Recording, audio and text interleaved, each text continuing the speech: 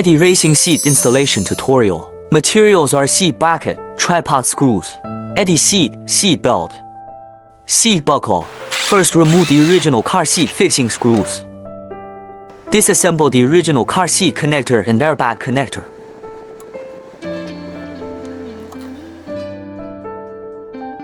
Install the original car seat belt socket. Install the original car seat belt socket. Install the seat fixing screws. Install the EDDY racing seat to the vehicle. Install the seat fixing screws. Install the seat buckle and tighten the fixing screws. Install the racing seat belt to the racing seat. Fasten your racing seat belt. The effect after installation.